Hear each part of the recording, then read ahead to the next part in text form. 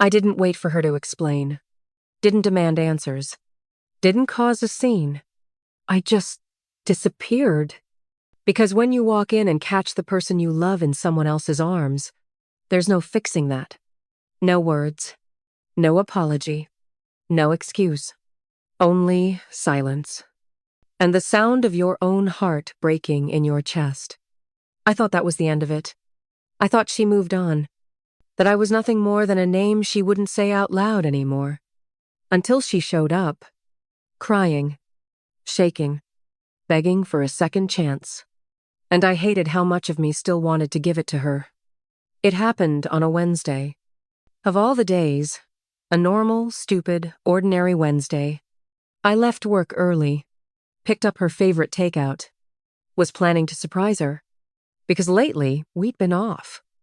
Not fighting, not cold, just disconnected.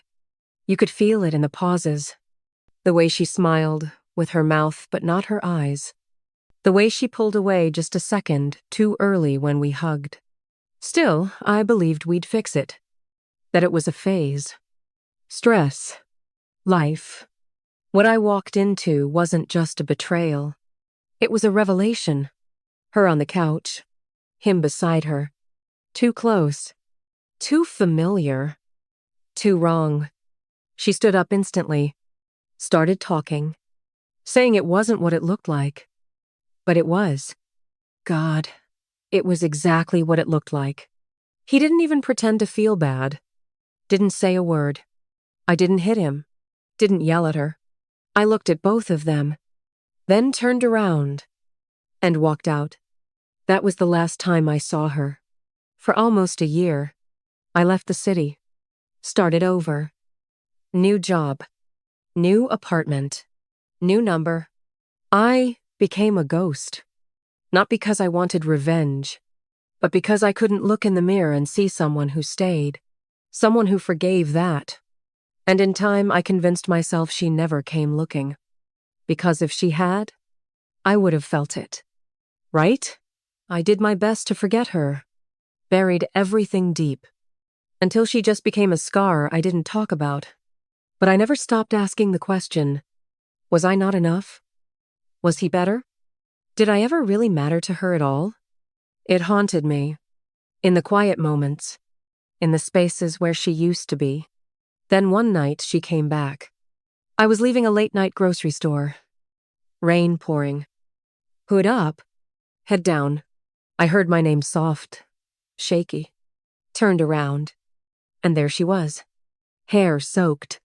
Eyes red. Voice barely holding together.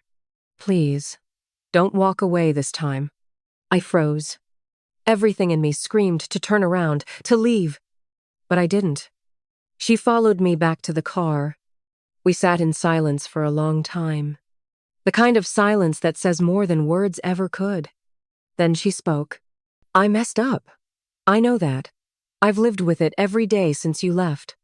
You didn't just mess up, I said quietly. You shattered us. She wiped her face. He didn't mean anything. I was confused. I was scared. Spare me the excuses. I cut in. I saw it with my own eyes. She looked down. I deserve that. I deserve all of it. Her hands trembled. But you didn't let me explain. You didn't let me fight for us. You just disappeared. I stared out the window. Because I didn't want to hear you lie again. Then she said something I didn't expect. I've been in therapy for almost 10 months. I had to understand why I hurt the only man who ever truly loved me. That hit different. She wasn't just sorry. She was broken. Not for being caught, but for what she'd become. She pulled something out of her bag.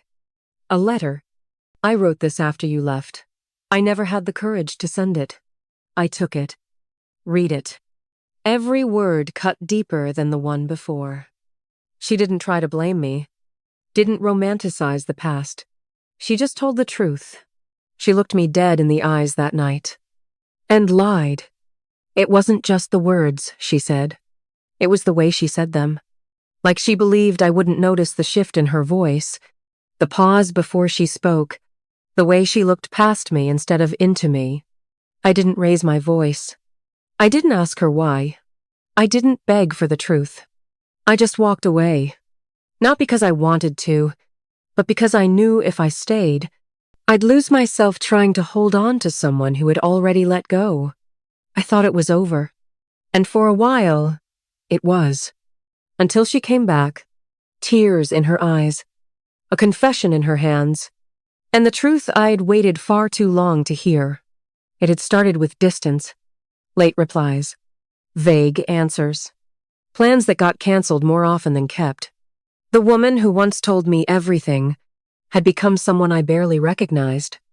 And when I asked her if something was wrong, she smiled too quickly, said, "No, baby, just tired. You're overthinking." But my gut told me otherwise. You know that feeling? When your heart already knows, but your mind begs for one more excuse? That's where I lived for weeks, trapped between suspicion and hope. Then one night, it all came to a head. She had gone out with friends. Didn't text all night.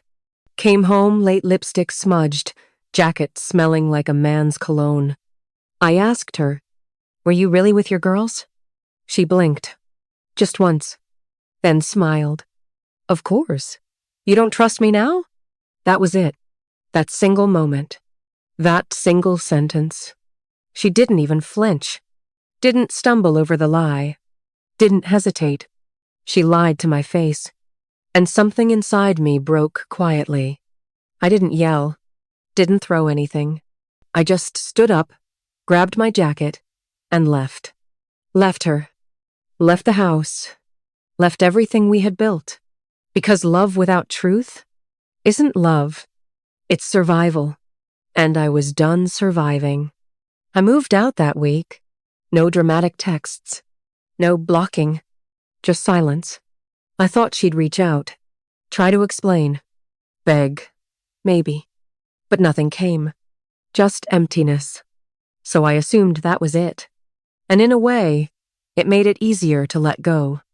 To tell myself I wasn't worth the fight for her. To believe she had moved on without a second thought. So I started to heal. Slowly. Clumsily. But honestly, nearly 10 months passed. I had just started laughing again, really laughing. I'd stopped checking my phone for her name. Stopped wondering where she was. Until one night, I heard a knock on my door.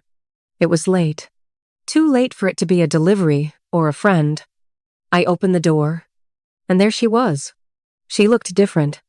Tired. Worn out. But real. Her eyes were puffy. She clutched something in her hands. A small envelope bent at the corners. She didn't say hi. Didn't try to come in. She just said, "Can I talk to you? Just for a minute."